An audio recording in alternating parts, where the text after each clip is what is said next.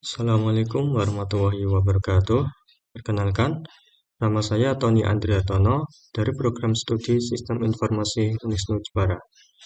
Pada video kali ini, saya akan mempresentasikan lanjutan dari tugas UTS mata kuliah Rekayasa Perangkat Lunak, yaitu prototipe sistem pemesanan kos online yang telah saya buat menggunakan HTML dan CSS. Sebelumnya, pada tugas UTS, saya telah membuat rancangan sistem berupa IED, tabel, relasi, serta pemilihan model SDLC yang sesuai.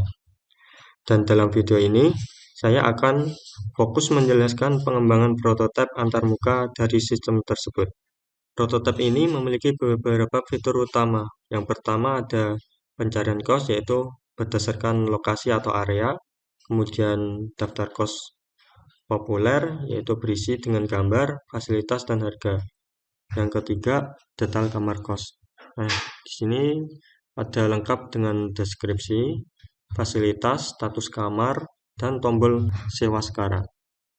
Yang keempat, testimoni pengguna, yaitu bagi siapa yang sudah pernah menggunakan layanan para kos. Kemudian ada peta lokasi, kemudian navigasi responsif, yaitu home, kamar, detail, dan pengaduan.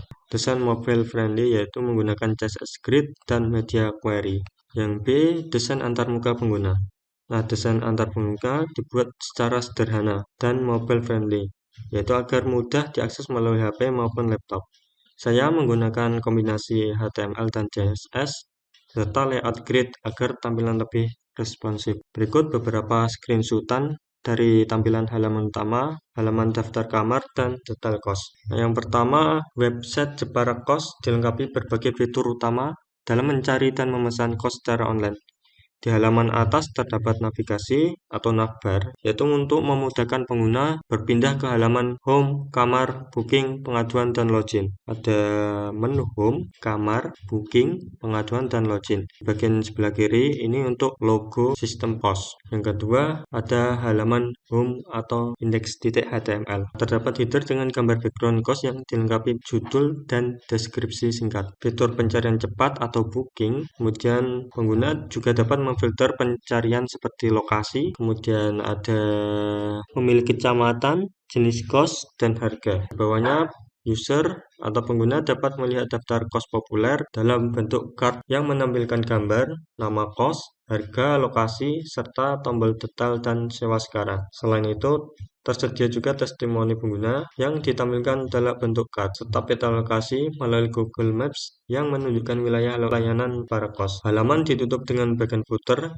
yang memuat informasi perusahaan, menu tambahan, dan hak cipta. Bisa kita lihat pada gambar berikut. Ini ada fitur pencarian, bisa memasukkan lokasi atau area, misal itu kampus Unisnu Jepara. Kemudian pilih kecamatannya mana, jenis kosnya, kemudian harga. Klik pencarian pada tombol button cari. Pada bagian bawahnya terdapat kos populer, kemudian di bawahnya lagi ada testimoni, kemudian ada maps atau lokasi, kemudian di bawahnya ada footer. Yang ketiga yaitu halaman kamar atau kamar.html. Pengguna dapat melihat daftar kamar kos dalam bentuk grid. Setiap kamar menampilkan gambar, fasilitas utama, harga per bulan, serta status ketersediaan kamar. Apakah itu kamarnya masih tersedia atau sudah penuh. Pada kamar yang masih tersedia dilengkapi tombol sewa sekarang. Sementara kamar yang sudah penuh ditandai warna merah sebagai indikator status. Ini adalah tampilan pada halaman kamar.html. Nah, di sini apabila kamarnya masih tersedia akan menampilkan tombol sewa sekarang. Sementara apabila kamarnya sudah penuh, maka tidak akan muncul tombol sewa sekarang. Yang keempat yaitu halaman detail kos atau detail.html. Nah, informasi ditampilkan secara lebih lengkap, mulai dari gambar utama kos, lokasi, harga, kategori, hingga daftar fasilitas secara rinci yang ditandai dengan ikon centang hijau. Terdapat juga deskripsi kos yang ditulis secara informatif, serta tombol sewa sekarang untuk memudahkan pemesanan.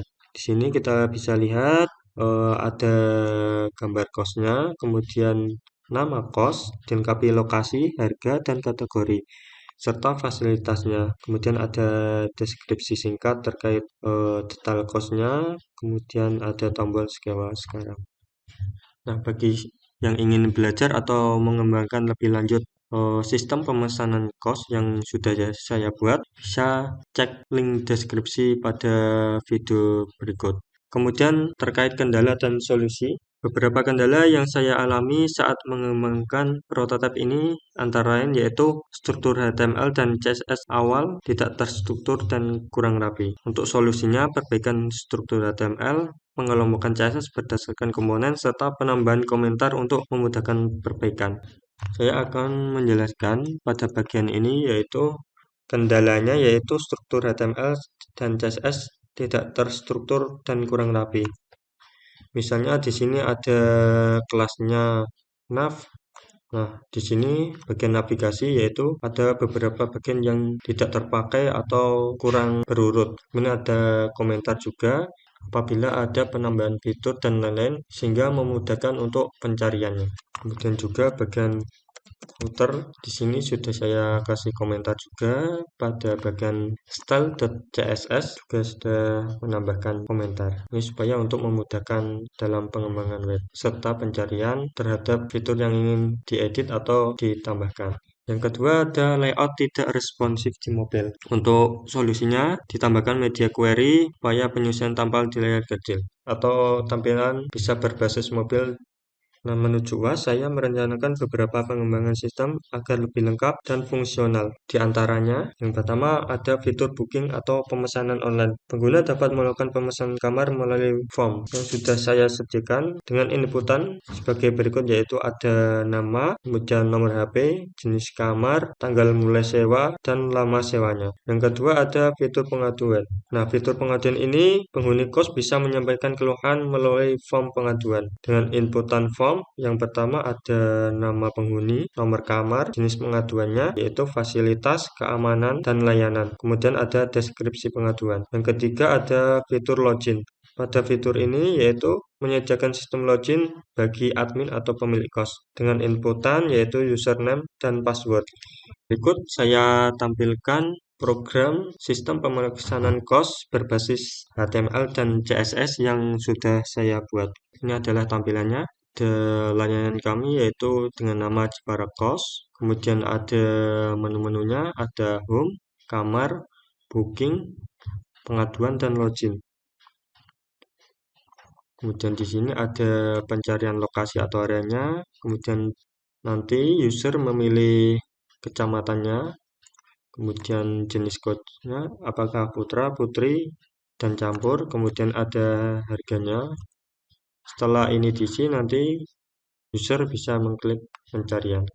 Di sini ada tampilan gambarnya, kemudian ada nama kosnya, kemudian ada lokasi kecamatan, ada harganya juga, kemudian ada tombol detail dan tombol sewa sekarang.